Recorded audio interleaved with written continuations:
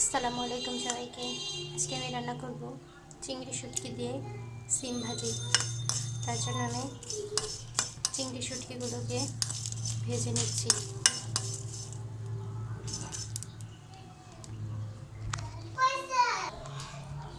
চিংড়ি শুটকিগুলো ভাজা হয়ে গেছে, এখন ভালোভাবে ধুয়ে নেব।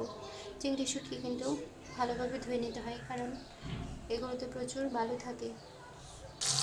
এখন একটা কড়াই আমি দিয়ে দিয়েছি পরিমাণ মতো তেল, পেঁয়াজ কুচি, রসুন কুচি, কাঁচামরিচ কুচি।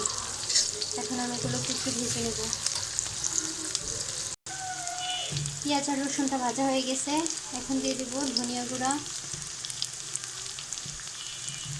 মরিচ গুঁড়া, হলুদ গুঁড়া, স্বাদ মতো লবণ।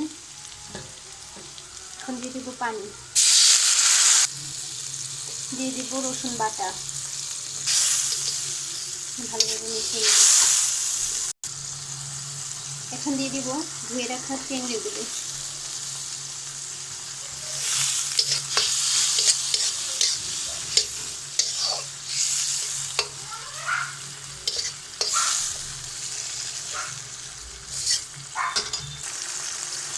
চিংড়ি শুটকিটা মশলার সাথে কষানো হয়ে গেছে, এবার দিয়ে দেবো সিম আর আলু কুচি।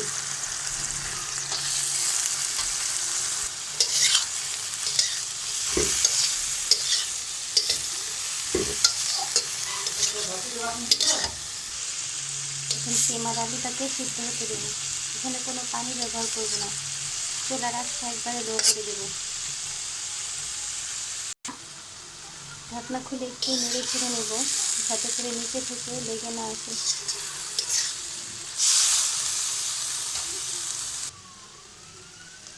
আলু আর সিমটা সিদ্ধ হয়ে গেছে, এখন আমি তেলটা উপরে আসা পর্যন্ত অপেক্ষা করব। ঢাকনা দিয়ে ঢেকে দেবো। এখন আলু আর সিমটা সিদ্ধ হয়ে গেছে, এখন অপেক্ষা করব তেলটা উপরে উঠে আসা পর্যন্ত। ঢাকনা দিয়ে ঢেকে দেবো। এখন তেলটা উপরে উঠে এসেছে, এখন আমি চুলাটা বন্ধ করে দেবো। এই রান্নাটাতে কিন্তু আমি কোনো প্রকার পানি ব্যবহার করিনি, শুরু থেকে একদম লো আঁচে রেখেছি চুলার জালটা। এখন চুলাটা বন্ধ করে দেবো।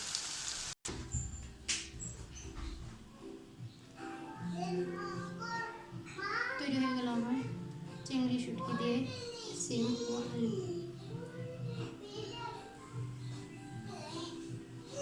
হ্যাঁ, বাসায় অবশ্যই ট্রাই করবো।